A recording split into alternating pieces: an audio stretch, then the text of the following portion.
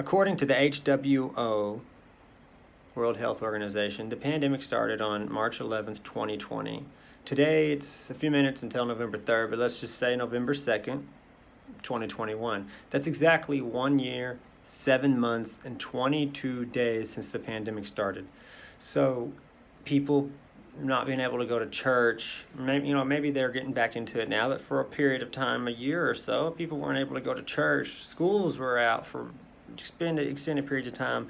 I'm from Kentucky, and I live in Owensboro, Kentucky, and we didn't have near the lockdowns that I know other states did, and other states still do. I mean, we were able to go do a lot of things. So yeah, a lot of things were closed, but there was never the strict stuff like out California and maybe up north, whatever.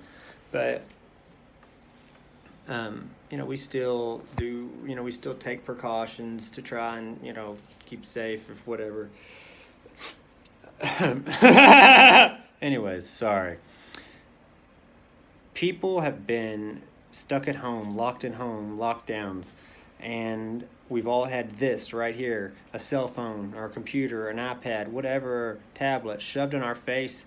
We've been so exposed to news and online information more than ever. I know I have. I've started a new wave of learning. But learning the shit that I'm learning, I'm really trying to only listen to vetted sources, reliable sources, which I started all that through Joe Rogan. To be honest, I think I really got my interest in a lot of those things by listening to Joe Rogan. But, and I was always interested in Elon Musk back in high school, which I graduated in 2012. I had a friend that was really big into Elon Musk probably around 2008, and he was telling me about him.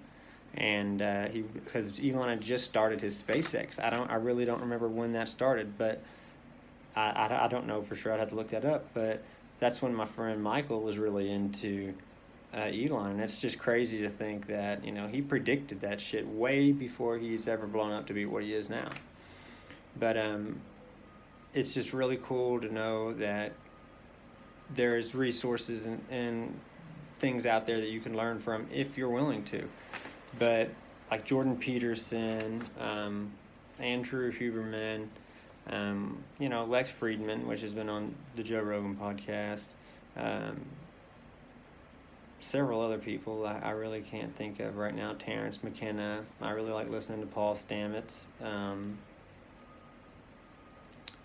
can't think of who. Oh, Joe Dispenza, who really blew my mind for the first time. Listening to some Joe Dispenza, neuroscientist, that's who I really like to listen to. I like to listen to professors, lecture, whatnot.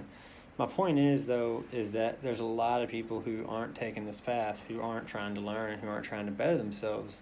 And I think I've had some things happen in my life. I'm sure everybody has everything happen to them in their life, but I've had some things happen in my life, particularly, that have led me down a path where I want to better myself, where I want to learn more. And it's crazy. I listen to the YouTube page a lot after school. A lot of the things that I know I'm missing a lot of names right now that really pisses me off because I got into ancient philosophers for a while.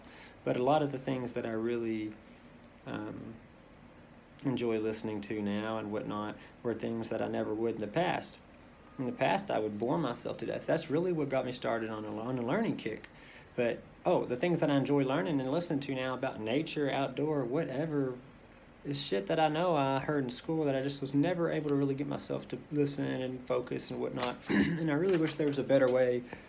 I don't think school's bad. Just like religion. People say religion and there's no God. There's a lot of truth to that. There's a lot of truth to all that. School is not that good. There's a lot of truth that maybe religion's not real. There is a lot of truth that maybe religion is real. Who knows? I mean, I know people who've lived their whole life. My grandma passed away just a few months back, and she was in her 90s, and not a lot of people live to be that old. But born in the 20s.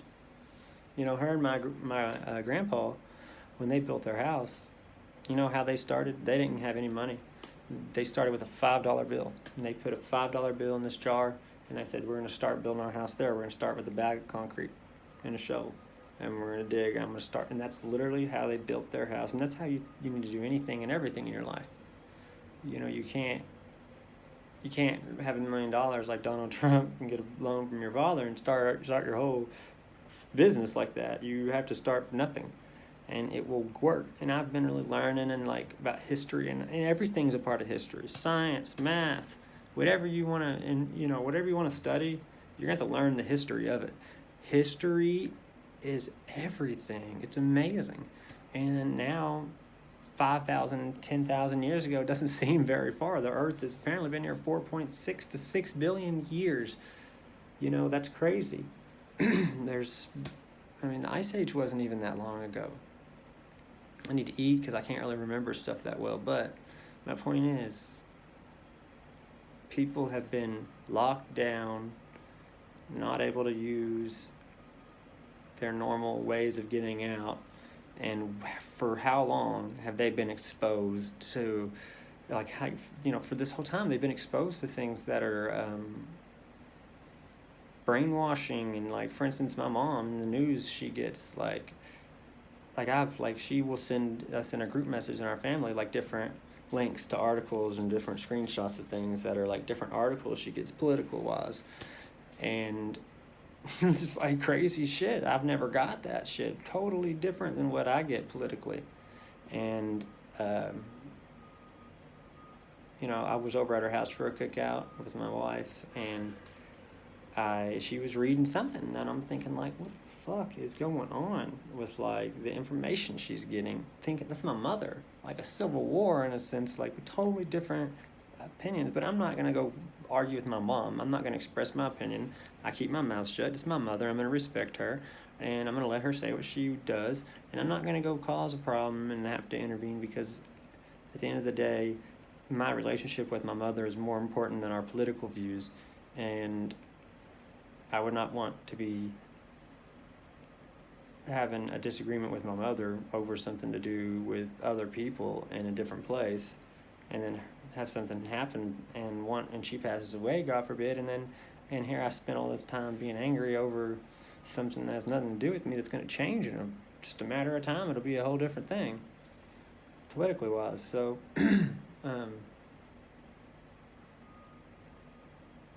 but I asked her, I was like, let me see your phone. And it was Apple News. And I backed out of the article she was on, and I scrolled up at the different articles she has. And I'm like, what the fuck is all this shit? I've never seen any. I'm like, honey, look at this. I'll show my wife. I'm like, look. Look at this shit she's getting. I've never seen anything in my life. I didn't have any of them articles. Pull my phone up, I'm comparing. I'm like, blah, blah, nope, nothing.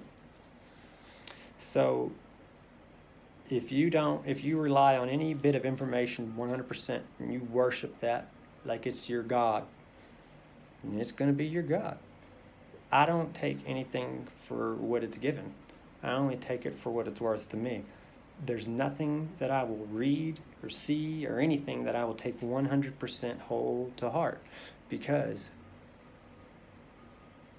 that's not the point to life. The point to life is to vet everything through your own system, take the bit of extract what you need from that, and let the rest go. Now, if you get a bit of information, let's say it's 10 bits of information, and you agree with 4 of them. No, you agree with 2 of them. 20% of them you are like, you know what, I think that I agree with that. That goes along with my beliefs. But the other 80% of that, though, is not going along with my beliefs. I'm going to let that go. I'm not going to let it bother me. I'm not going to get mad. I'm not going to want to change anybody else's opinion or mind. Maybe if I really disagree and someone agrees with that wholeheartedly, that I love and I care about, and they're taking that whole to heart, and I love them, and I know that information is not going to do them any good, beneficial, health-wise. If I love them and we're close, and it's a situation that I'm not going to ruin my relationship with them by telling them a bit of information that I think could do them good, at least not right up front and bluntly, I will tell them my opinion. But I'm not going to go cause a problem with somebody over it. I'm only going to tell that to someone who respects me enough to know that that's just my opinion, and that maybe they should consider what I'm saying, at least through their system. And if they don't consider what I'm saying and they don't run it and they don't agree with it after they run it through, then that is perfectly fine. And I'm not going to judge them any more than I would my neighbor. And I'm not going to judge my neighbor anymore because he's got my back when I'm not home.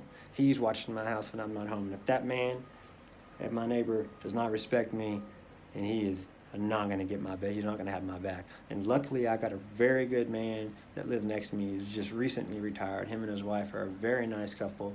And after they retired, they got a dog, and they adopted a dog that was a rescue. You know, they're good fucking people. And I know he's got demons. Maybe. Everybody's got demons. But if you're aware that you have demons, then you can control those demons. The worst, most... Oh my God, a fucking mouse just crawled in here and it scared me to goddamn shit. That's the universe. That is the fucking universe coming here. That's an animal. I'm not going to kill it. That is a mouse. I really, really wish I could have got that on video. I got to go. Somebody's pulling up. Thanks for watching.